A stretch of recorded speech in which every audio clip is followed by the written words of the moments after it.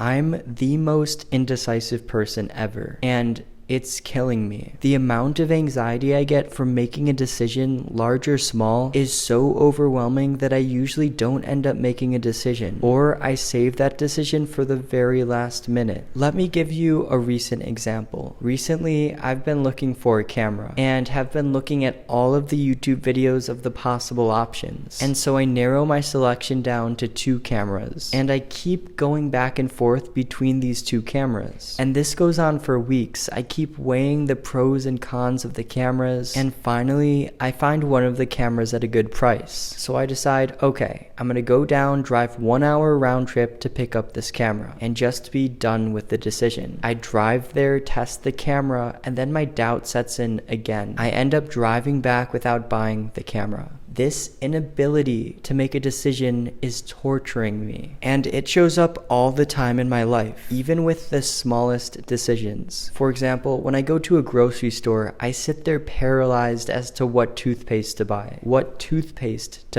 or what food I want to pick up. And it seems like the more I give into this anxiety and think about the decision, the more anxious the situation becomes, which is horrible because my brain naturally wants to think about the decision and try to find the perfect choice. And I talked about this a little bit in my perfectionism video, but I always feel like there's an option which is the better one. And if I just think a little bit more about the decision, the perfect option will appear. And like I said before, the more I get into my head about the decision, the worse my anxiety becomes, which ends up turning into a vicious cycle which makes me more and more anxious. And this anxiety drives me to put myself in bad situations, like the one where I drove 1 hour to pick up a camera I never ended up buying. Situations where I'm forced to do things last minute, but that's how I've been operating my life for the last couple years. I went back and forth on which college to go to, and it wasn't until the literal last day where I locked in my decision. Now the good news is there's a name for this. It's called analysis paralysis, which is basically being paralyzed by having too many choices, or analyzing the pros and cons of a decision so much that you can't make the decision, which sounds an awful lot like what I'm doing. And there are so many causes for this. It could stem from anxiety disorders, ADHD, autism, depression, OCD. But regardless of where it stems from, it's affecting me in a real way. And what really scares me is my future. If I'm paralyzed by these little insignificant decisions, like picking out a shampoo or a camera, how will I ever pick a career, a house, heck, even a wife? Because another thing that I know stems from this analysis paralysis is the fear of commitment. The fear of being stuck with something you don't like. Maybe that's part of the reason I don't have a girlfriend at 25. I'm afraid to commit to things because I'm waiting for that perfect girl to come along, that perfect toothpaste, the perfect camera. Nothing in life is perfect, and I need to drill that into my mind. And all of this overthinking and catastrophizing